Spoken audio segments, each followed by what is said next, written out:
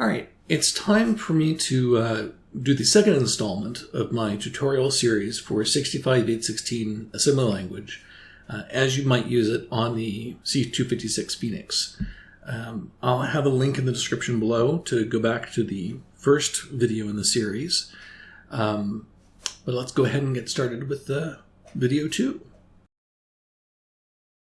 So for today's lesson, I want to create and display a simple sprite on the screen. This is going to be a fairly common task for any sorts of video games that you would have on something like the Phoenix. And the key activities that are going to be involved include initializing a color lookup table for the sprite, initializing the sprite bitmap itself, and setting the sprite registers to actually display the sprite. And in terms of assembly language, what we're going to be showing are things like how do we do loops of instructions, how do we do comparisons of numbers, and how do we read from and write to sequential locations in memory, so things like array accesses. So before we get into the actual assembly language features we're going to need, let's talk a little bit first about how sprites work on the Phoenix. So sprites on the Phoenix are squares that are 32 pixels by 32 pixels. Each pixel takes up a byte of video memory and is simply the index number into a color lookup table. That color lookup table contains the color components, the red, green, and blue elements that tell Vicky what color that pixel should be on the screen when it's displayed. So I've got an example here, and this is really just if you were to flesh this out, it's really just going to be a nested series of squares in different colors. And the colors in this case are red, green, and yellow. And for the highlighted pixel that's shown here, we have a value of 2 in the actual bitmap data that references color number 2 in the color lookup table. And the color components there are ones that specify that that pixel should be yellow. Now, you might notice that rather than having just the 3 colors, the color lookup table has 4 components, 4 color values. Currently, that 4th color component is not being used, but it could represent in the future, say, an alpha channel to indicate how transparent that pixel would be. So as you might guess by looking at that collection of pixels and that collection of color components, that we have to write a bunch of color values in the color lookup table and a bunch of color index values into the sprite bitmap. Both of these operations will really require us to write loops. And here are the 4 main operations we needed to be able to do in order to do a loop in assembly language. So first of all, we need to have some sort of loop counter, and we need to be able to initialize that loop counter to a specific value. We really already know how to do this with a load instruction. Now, after we've done that, and maybe do some processing inside the loop, we need some way of advancing that loop counter value so that we know how many times we've passed through the loop. That will be something new, and in this case, we're going to need some way of incrementing or decrementing that counter. After we've been able to do that, we need to check the value of the counter against some sort of desired end value. So this means we need to be able to do comparisons. And finally, we need to be able to repeat the body of the loop until we're done. And that really means that we need to be able to branch back to some area of code conditionally. So let's look at each of these new features in turn. Now, there are several ways that we can manage a counter. The simplest, and what we use here, is to use one of the built-in registers of the processor as the counter, and then we'll increment it once for each loop. The 65.816 has 6 instructions for incrementing and decrementing those 3 registers that it has built in. These instructions add or subtract 1 from the register in question. So for incrementing, we have INCA, INX, and INY, and those increment the accumulator, X or Y registers accordingly. Now, you probably see right away that the nomenclature around these instructions are a little bit inconsistent here. We have INCA and then INX and INY. This is just kind of, I think just kind of the history of how 6502 assembly language was built.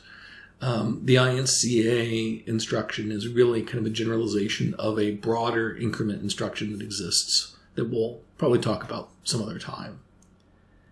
And similarly, we have 3 instructions for decrementing those registers. DECA, again, inconsistent with then DEX and DEY, but those 3 decrement or just subtract 1 from the accumulator, X and Y, respectively.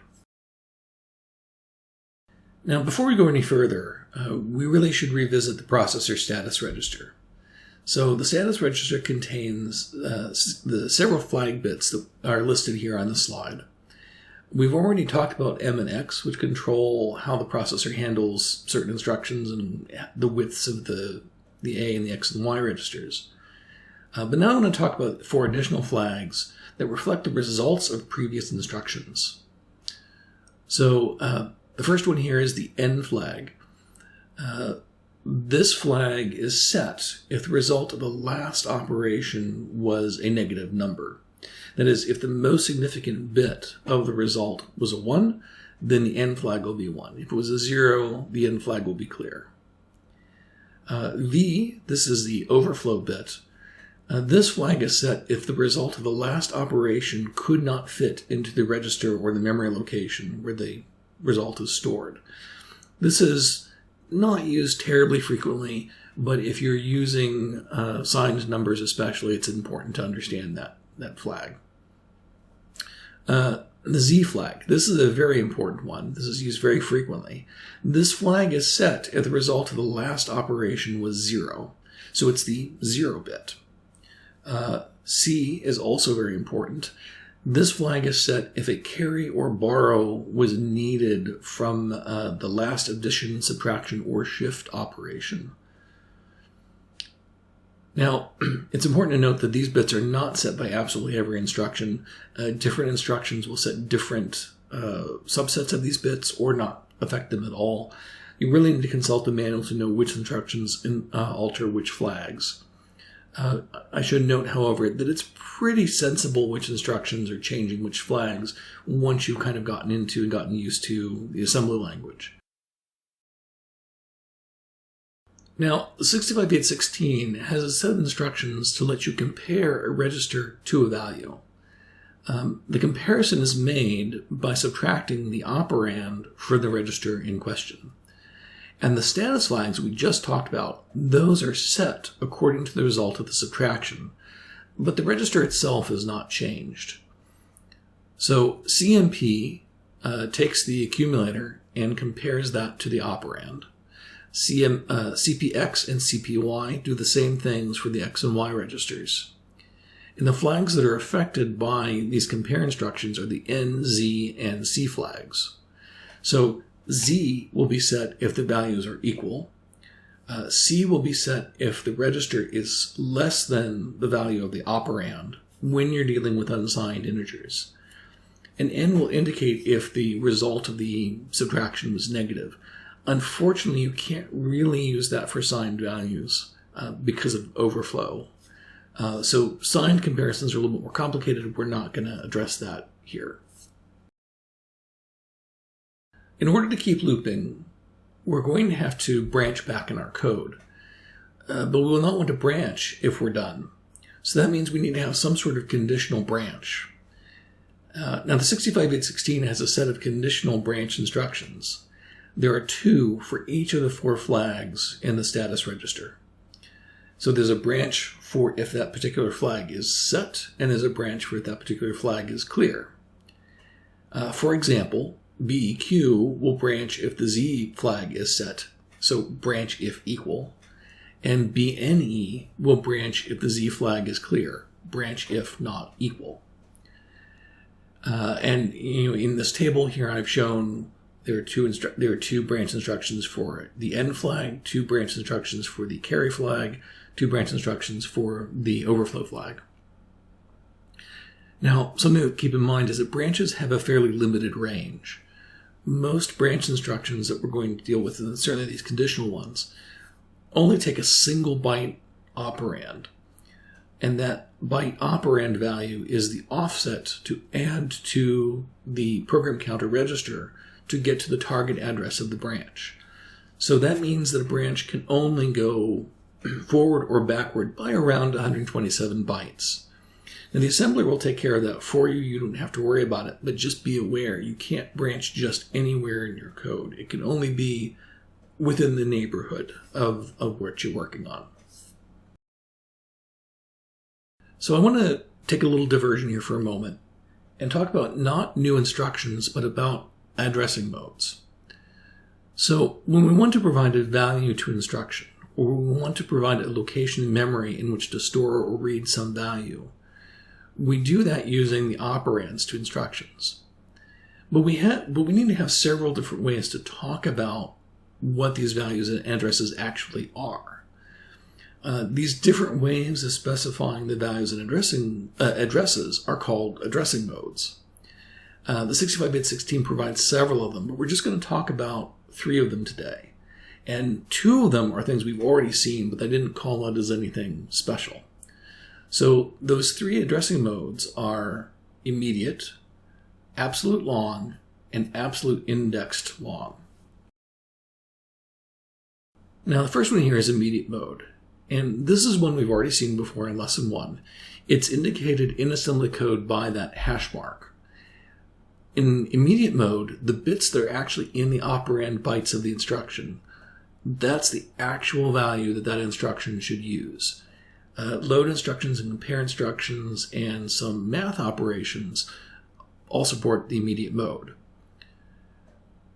Now, it's important to remember that the immediate instructions can have 2 different sizes depending on how the M and the X flags are set, because the related registers that we're dealing with can have different widths.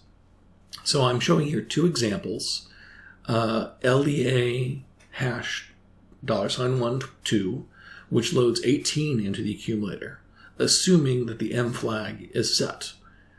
And the other example here is LDA hash mark $1234, which loads the value 1234, which I don't remember off the top of my head what that is in decimal, into the accumulator. And that's assuming that the M flag is clear, meaning that the accumulator is 16 bits wide. Note that this first example is just 2 bytes long, and the second example is 3 bytes long. So I think we talked about that before in the last lesson, but these instructions, they will have different widths depending on what the associated flag is set to in the status register, and this can be the cause of a lot of problems in assembly code. We'll talk about that more later as we go along. Absolute long. So absolute long was also shown in the first tutorial, and in this mode, we are referring to a location in memory by giving all 3 bytes of its 24-bit address. So the operand field itself is 3 bytes long, which means that the entire instruction is 4 bytes long. When, let's say, for example, an LDA instruction is executed that uses absolute long, the processor takes those 3 bytes of the operand field out, takes that as being the effective address of the instruction, and reads the byte, or in some cases 2 bytes, that are stored starting at that memory location, and takes those values and sticks them into the accumulator. So I have an example here where we're loading from B00000. The effective address, which is the address that we're going to access, is B00000. We happen to have a 1-2 in that location, and that's the value that then goes into the accumulator.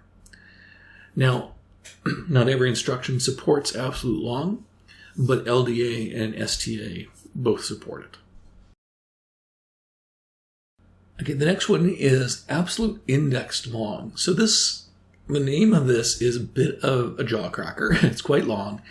It's a really kind of a modification of the absolute long mode that we saw before. And this is a new one for today. So this is used for reading to or writing from memory. But rather than to a specific location, we want to be able to read from a block of memory that starts at a specific location. And we want to be able to index into that block of memory to find the specific data that we want. And in this case, what we're doing is we're taking the contents of the X index register and adding it to the base address of that block of memory. That will then give us the address that we're going to use, which is the effective address. And that's where we're going to read or write, read from or write to. So I have an example here of LDA from B00000, and we indicate that we're doing this absolute index long by putting a comma X at the end of that long address. That indicates that we are indexing by the X register. So in this case, we're doing an LDA of B00000.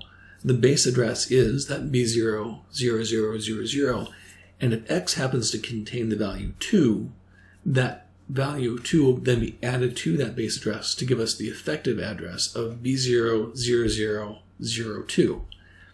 At that location in memory, we have a 56, and that is the value that will be then loaded into the accumulator. And again, in this example, I'm assuming that the M flag is set and that we're doing just 8-bit memory accesses and 8-bit accumulator. So let's take a look at the actual assembly code, pulling all of this stuff together into an actual program. So for this tutorial, I'm going to do something a little different from the previous one. I'm going to actually just show you the fully written assembly code rather than writing it in place, just to make this go a little bit more quickly. If this doesn't work for you, let me know in the comments, and we'll try doing it differently next time. So let's go ahead and walk through this step by step.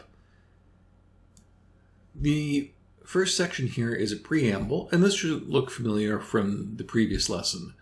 We're just telling the assembler that we're doing a 65-816 target CPU and setting the starting address for the code. But now we have a section that is new. We've not looked at this before in assembly. We're using a new assembler directive called include. And if you've done C or C++ coding before, you're familiar already with the include directive. This is really the same thing. This will just take a file on your file system and take the contents and stick it into the final assembly code in that location. And what we're doing here is to include some definitions for the different register addresses for the Vicky chip. I have one right here, and you can see where we're defining a label for what's the master control register on the Vicky chip, giving it its address, as well as labels for the various bit values for the different flags in that register.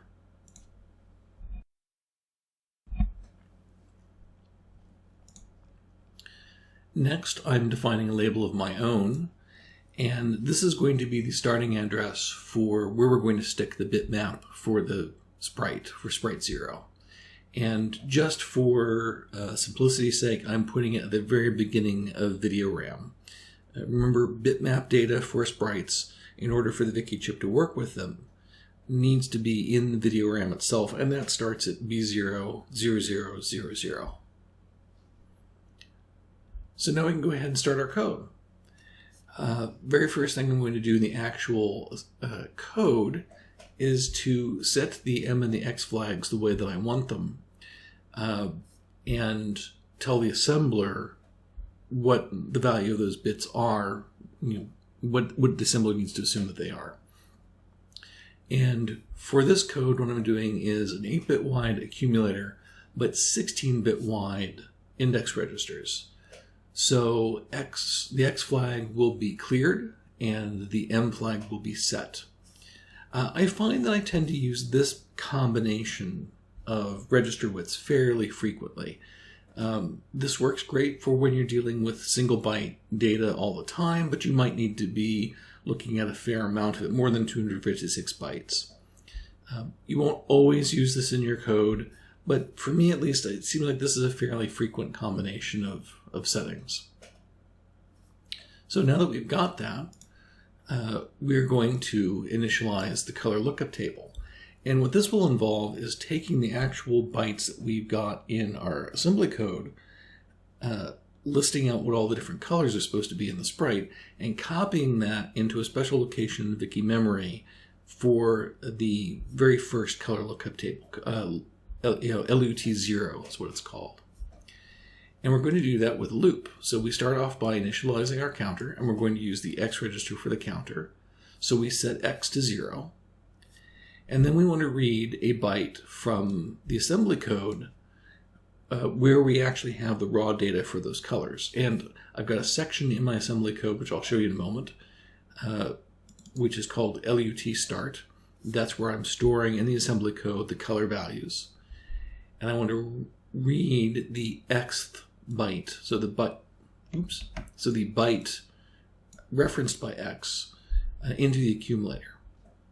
And since I've got the M flag set, my accumulator is 8 bits, so I'm only reading a single byte here out of the color lookup table.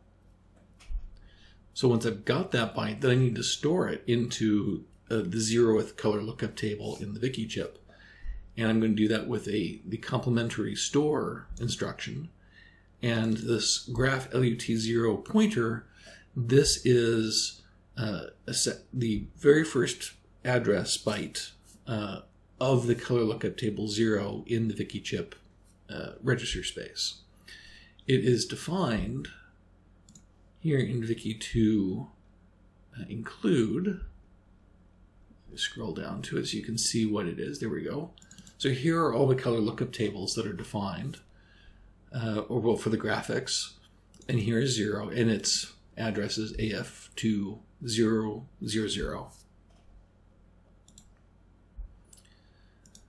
So, very first time through this loop, we were going to read the very first byte of our color lookup table data and store it into the actual color lookup table.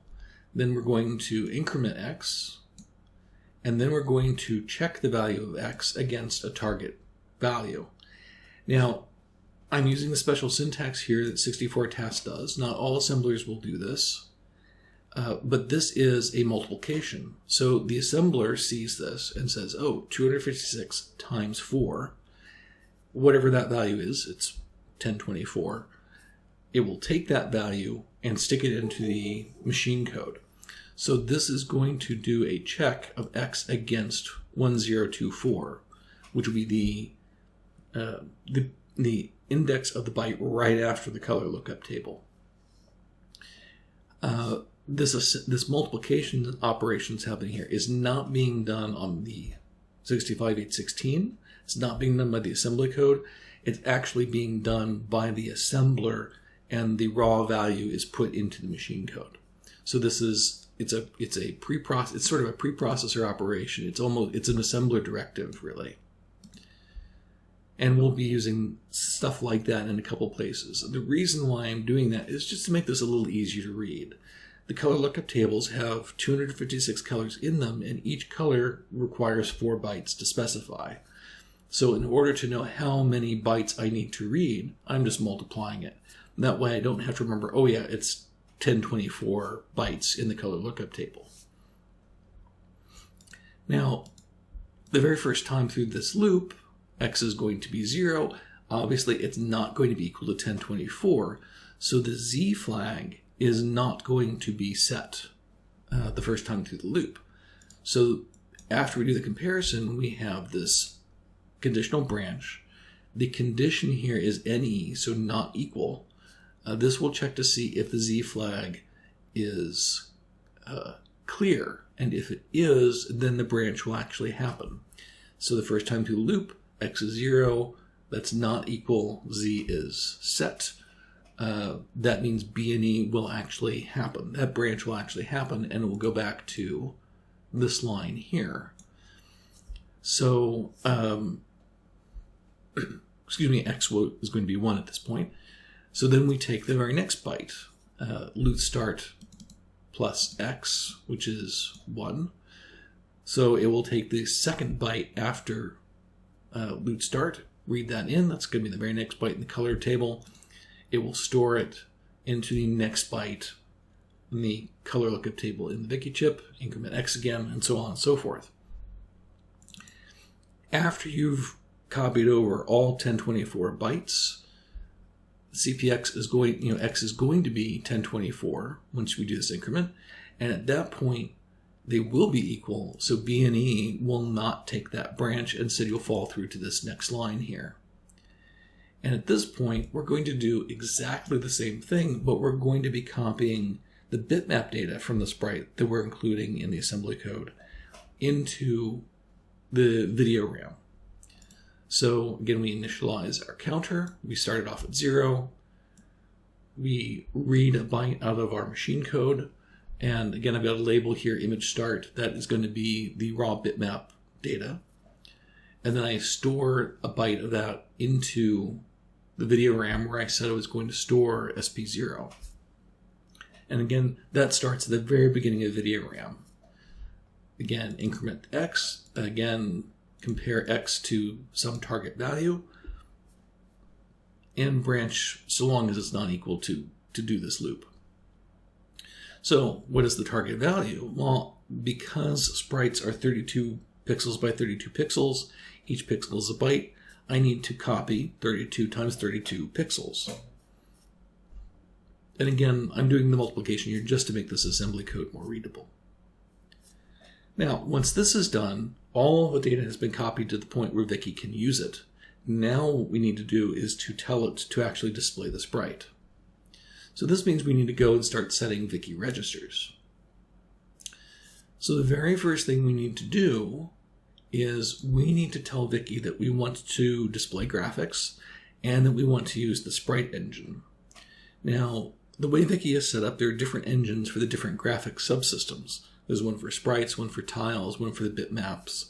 But then also text is handled as a separate engine. You can turn any of these things on or off as you need to with these flags. If we look back here at the master control register, this is where those flags are set. And you can see I have a whole bunch of them here. And the two main ones are text mode and graph mode.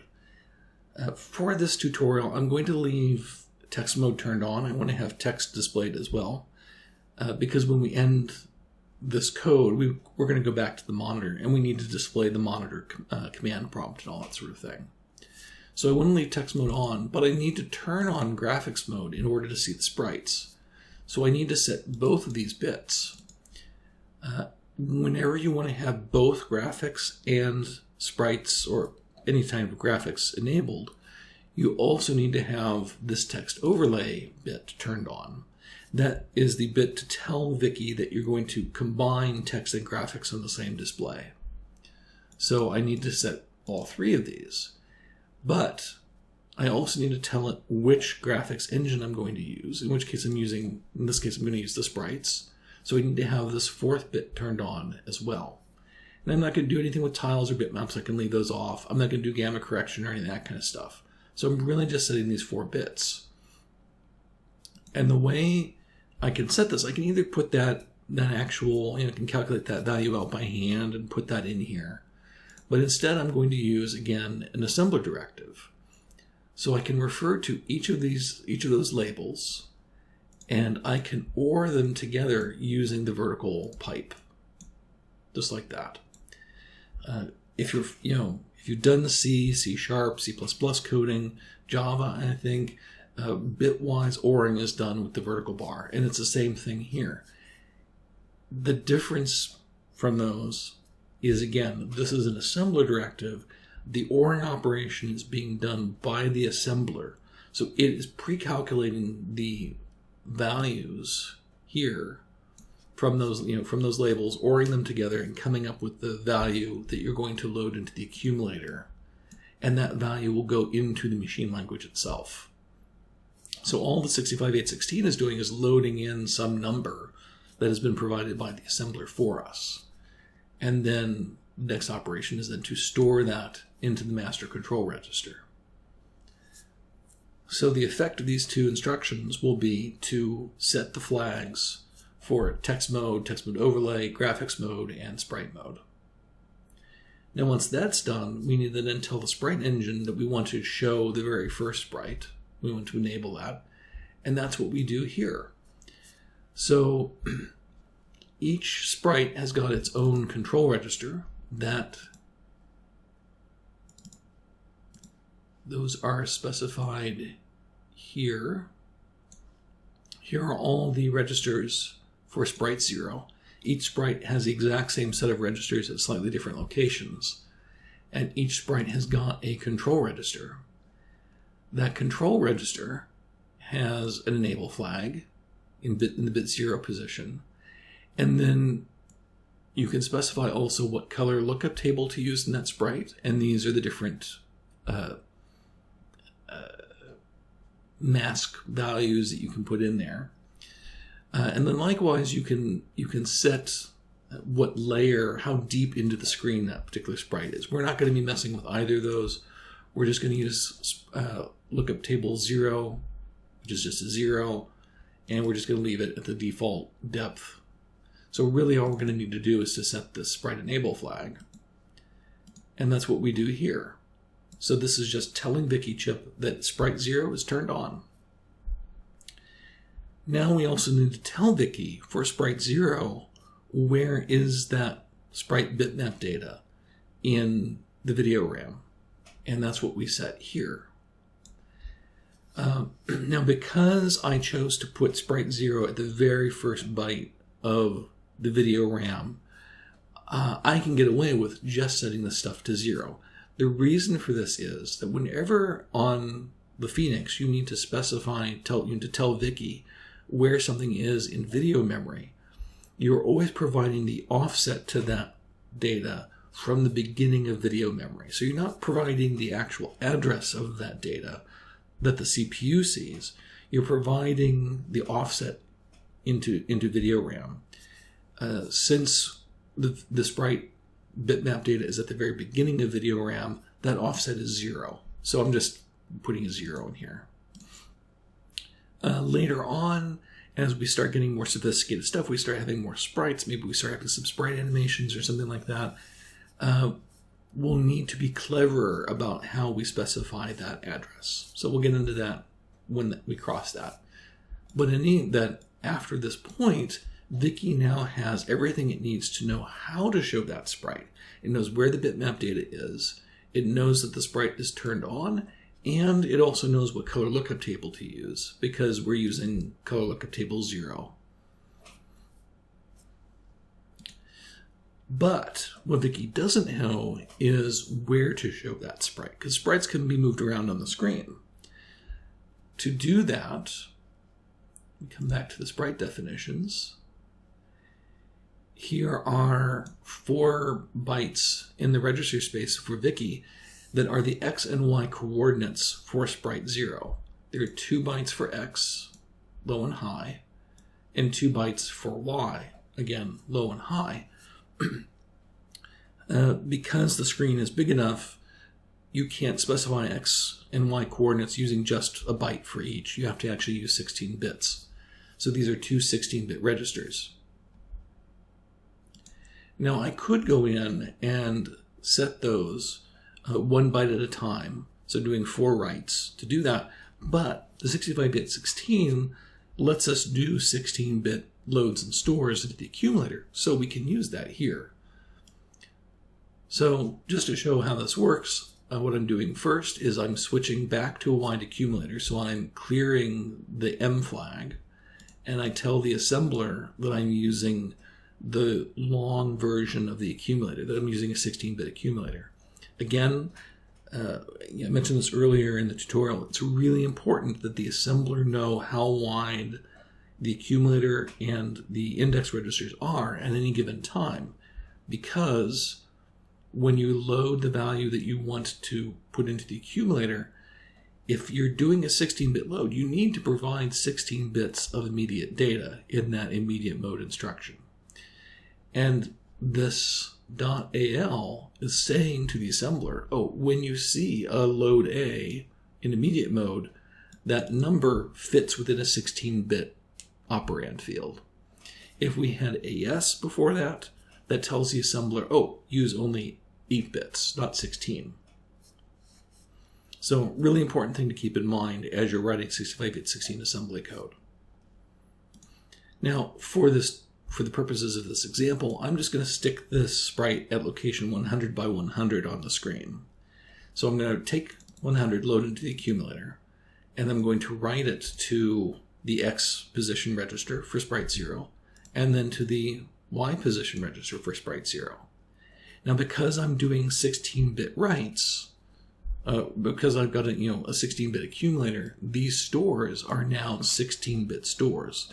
So it will write both the low and the high bytes in the Vicky registers at not really the same time, but it will do them in one instruction rather than doing 2 instructions to set both of those.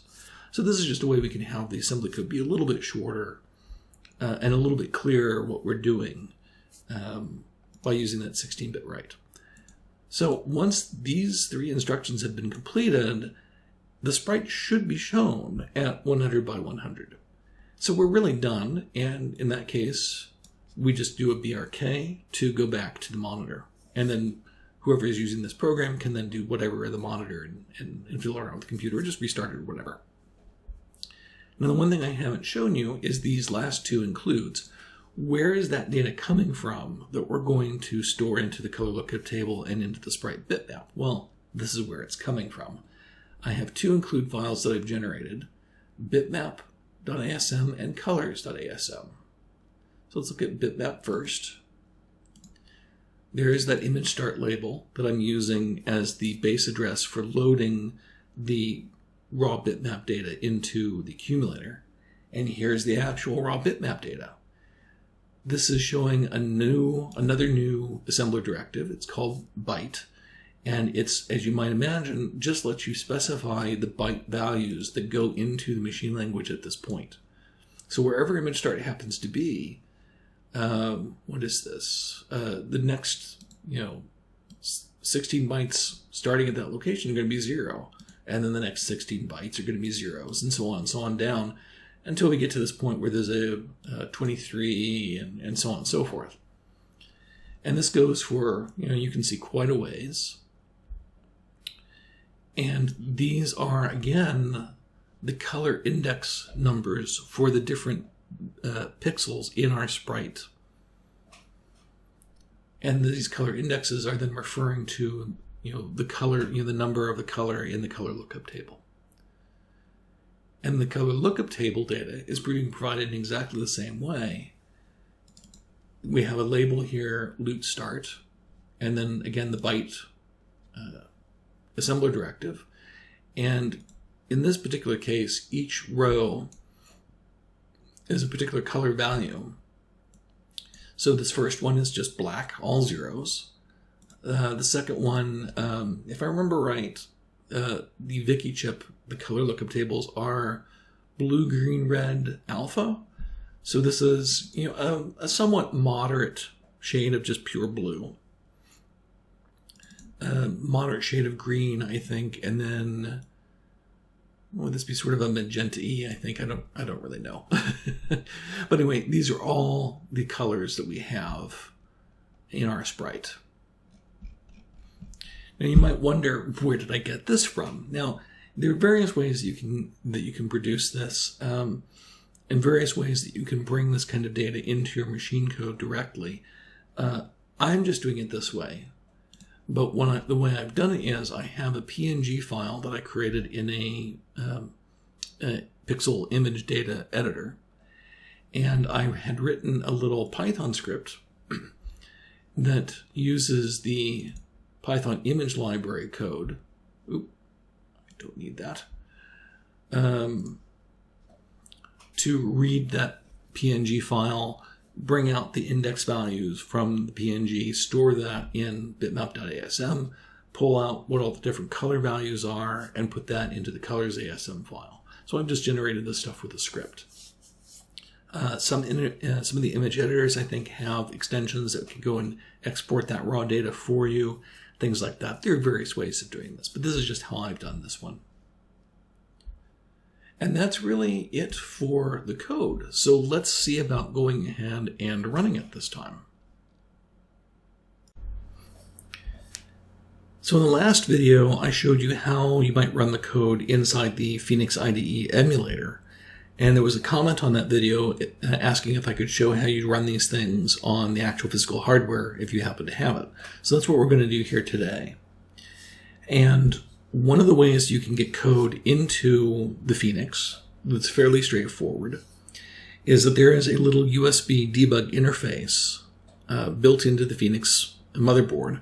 And you can plug that USB interface into your computer system, and it will then appear as a new COM port. And the Phoenix IDE has got a little uploading tool that will use that debugging interface to load code into memory so that you can then run it. And it can load, you can load anything into memory. It can also pull data out of memory. It can do a bunch of different things. It's a very handy feature to have. So let me show you how that's done. So here I have the actual Phoenix IDE up and running, and I go to Tools,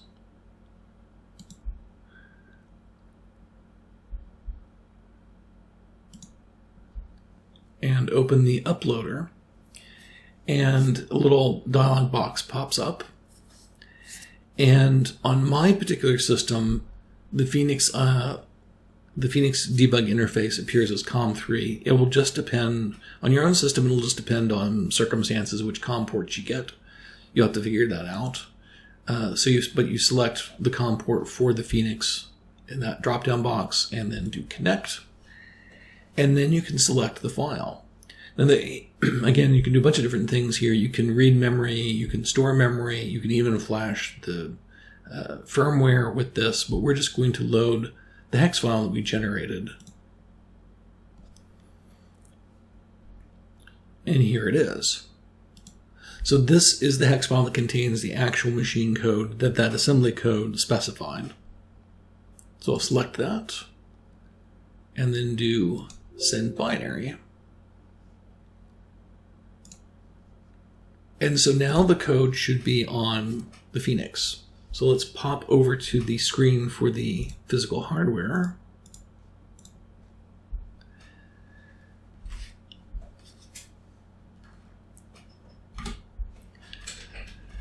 Now, when you download code into the Phoenix, it actually resets the board. And so I'll just press return there to bring us back into BASIC.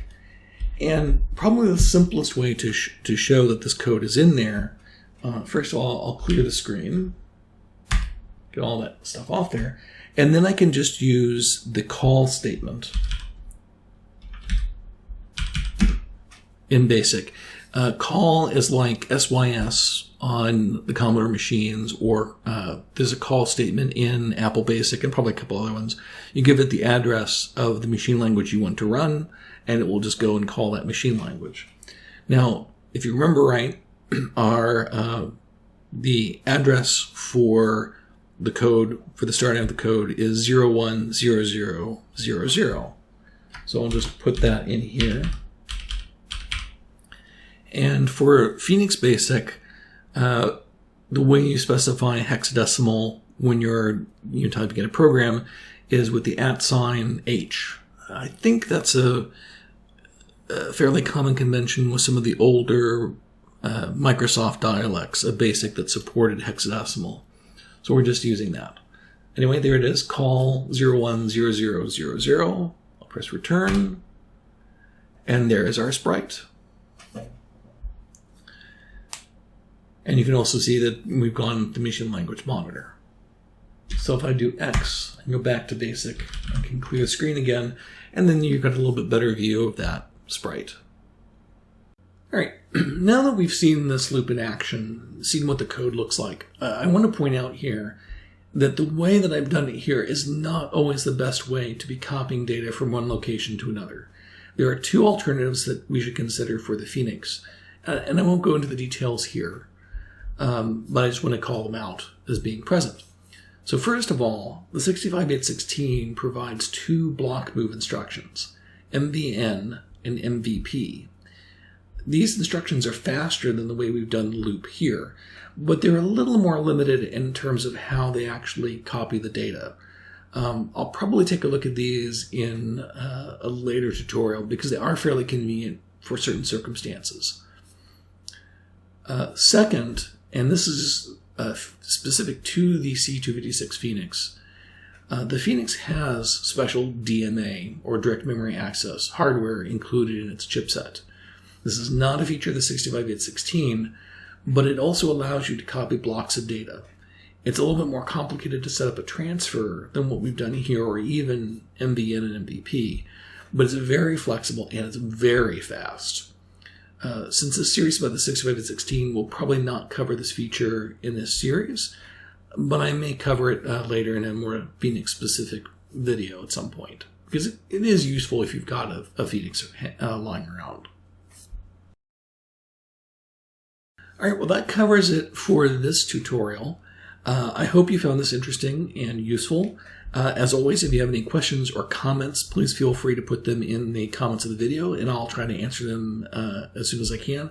I'm always thrilled to be getting any feedback on how I can be improving these. This is really a learning exercise for me making these videos. So thank you very much for watching, and have a great day.